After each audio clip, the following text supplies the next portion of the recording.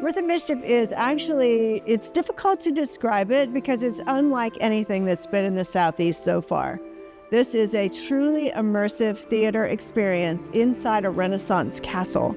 How we came up with it started a long time ago in 2014 when I was relaxing on a beach in Miami, and the song Superstition by Stevie Wonder came into my head, and with it came a whole vision for fairies and soul music. And that's kind of where the ingredients of the story began. So I had a show in my head, which often happens, with nowhere to do it. That is when my best friend Mary Waldrop told me, there is a castle in Helen, Georgia. You won't believe it. It's huge, it's massive, it's incredible. So I drove up, and the moment I saw those 14-foot doors and saw the 2.5 acres inside the walls and the gorgeous views that we've got here, I knew this is the place.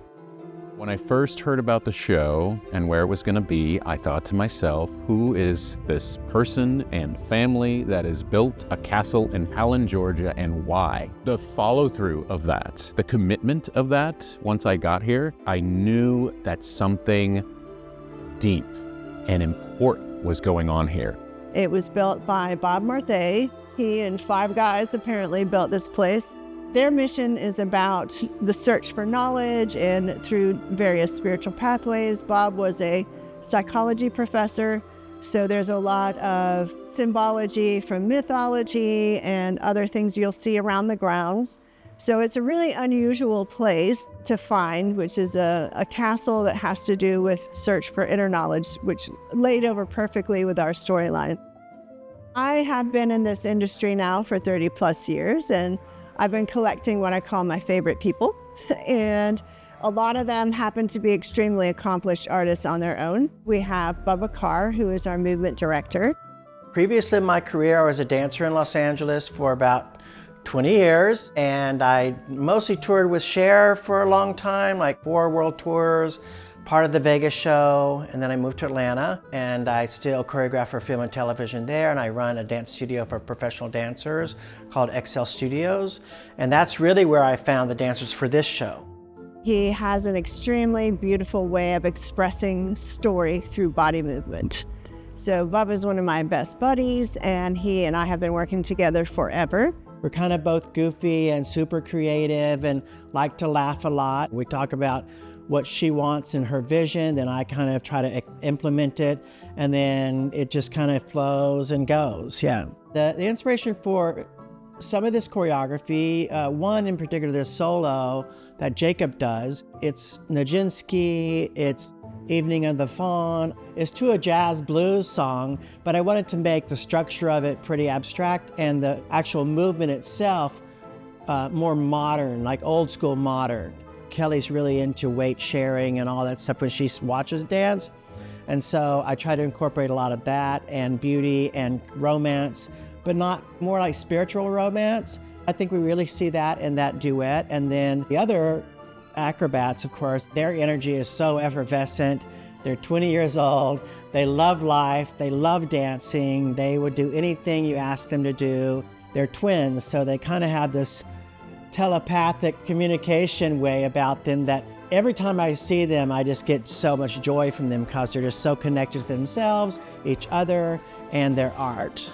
You'll see some exquisite movement on this. Anything that moves, that's dancer or aerialist or any other character, has had a little bit of magic put in them by Bubba Carr.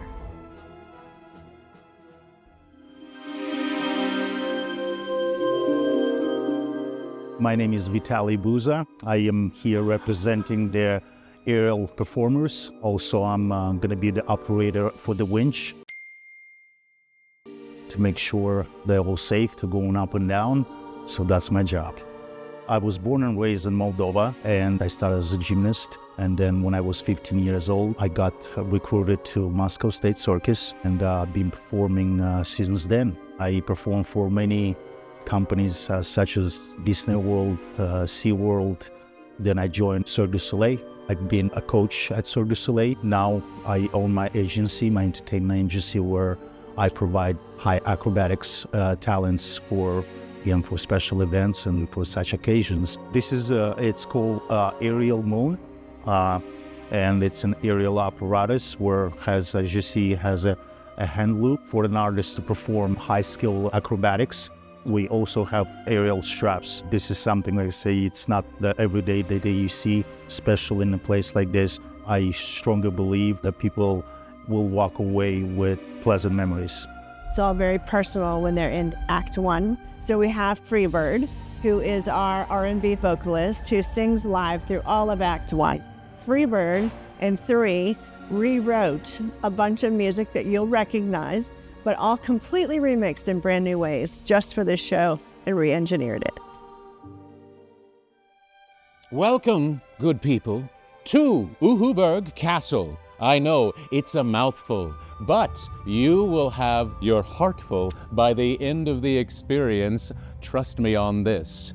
There are in these walls and halls so many varied, mystical, magical creatures to experience.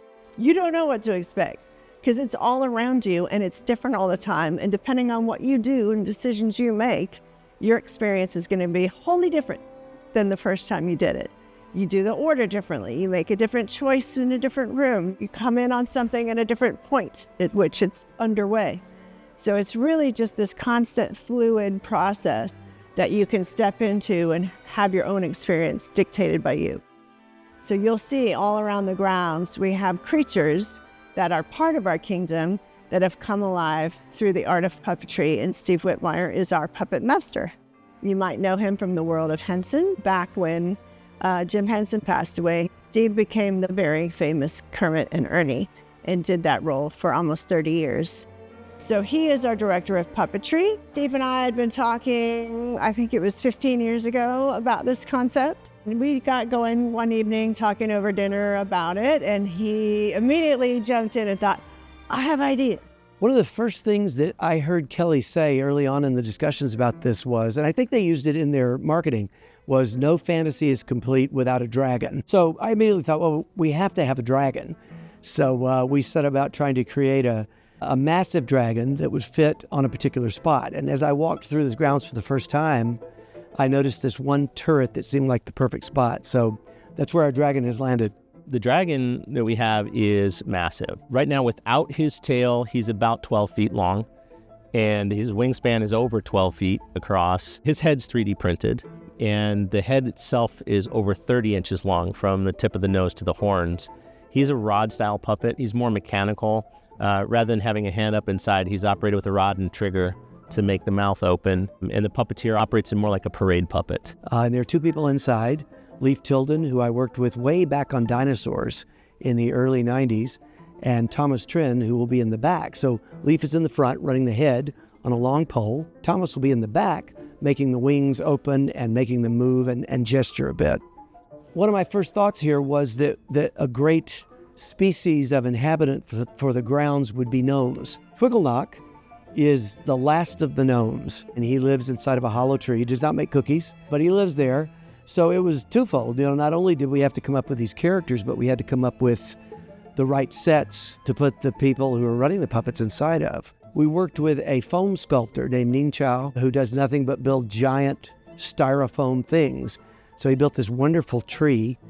And then Mitch Mitten, who is a local Atlanta artist who does woodworking incredibly well, built Twiggleknock's house that fits into the tree. So it's really an effort of about 4 or 5 people overall to get this thing done. Eldros is another character that we did. As you walk around the castle grounds, there are all these sort of passageways underneath the walls of the castle, and people can go in those places. And there's one particular spot that you come to with an arch, and I felt that we could build a wall there and house this gargoyle-type face in the wall. That's what we did. So you stumble across Eldros, who is the keeper of all secrets. I was trapped here when our prince fell to darkness. There are different areas within the grounds that are interactive. They aren't scripted programs. There are scripted segments, performance segments, but the areas with the puppets are very interactive. They're designed to get the guests to come in and have an opportunity to chat with these guys. So it's a lot more conversational, and it should be really interesting to see some of the conversations that come out of it. So, thanks, Wiggle. Yeah. You followed that script? I did, thank gosh. Thanks for writing that for me.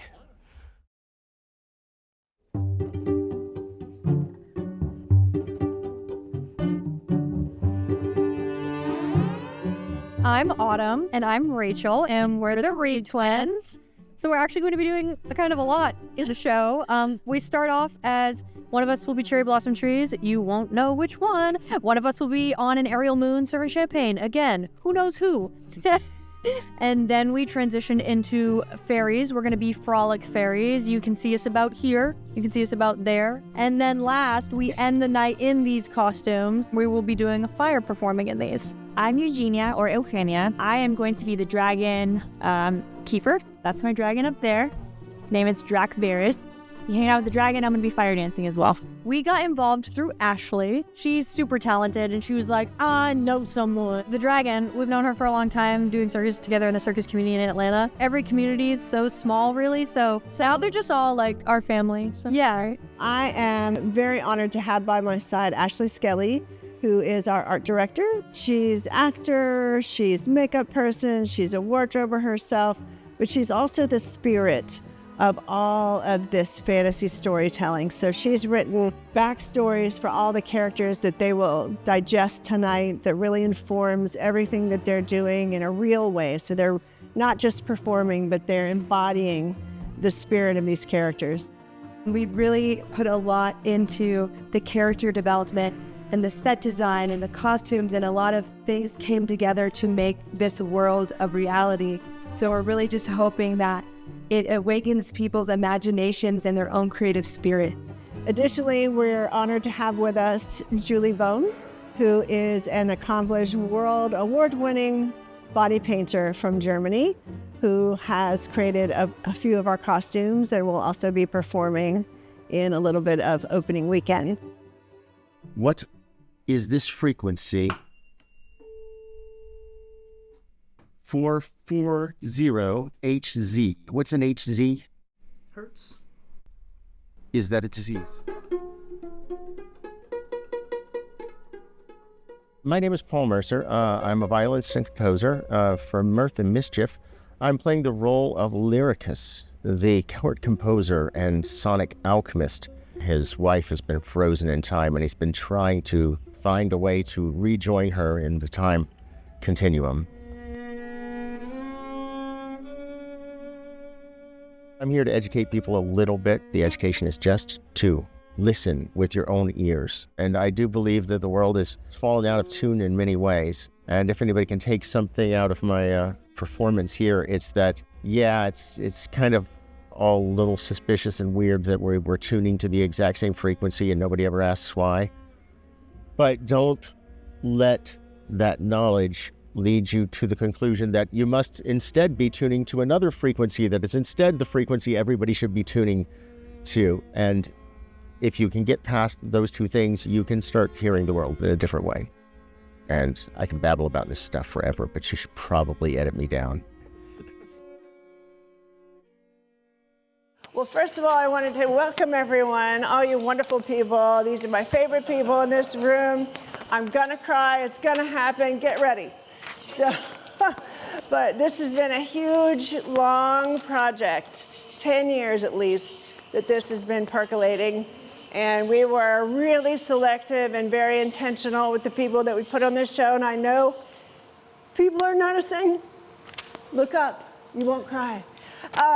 And I just want to thank you from the bottom of my heart for putting everything you have in this for me, for us.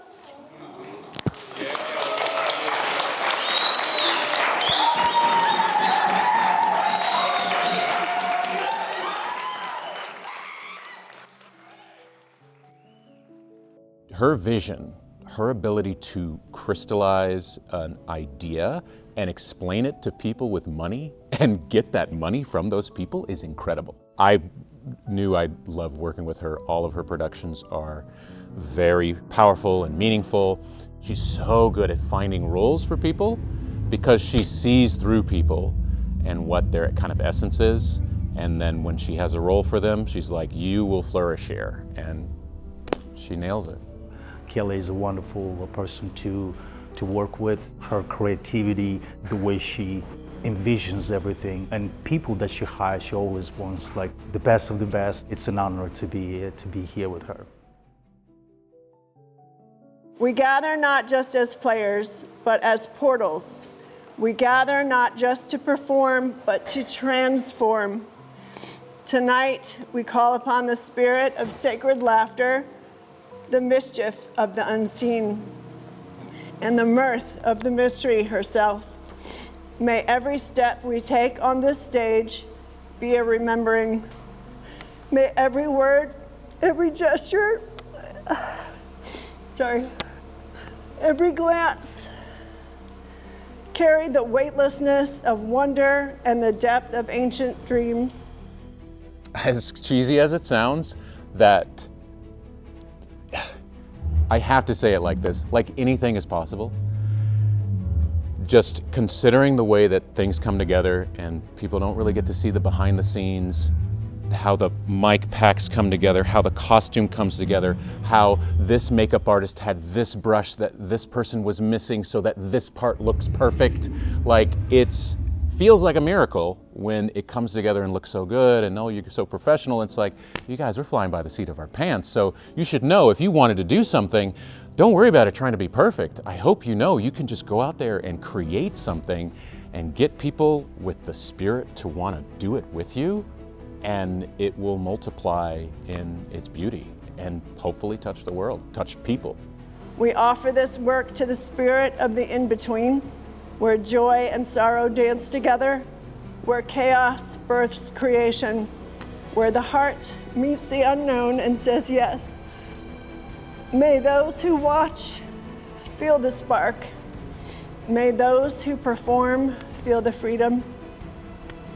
And may we all leave a little more alive, a little more awakened, a little more woven into the great tapestry of becoming. Mirth and mischief, you are now alive. May you ripple beyond what we cannot, I can't see anymore. May you ripple far beyond what we can see, and so it is. And with that,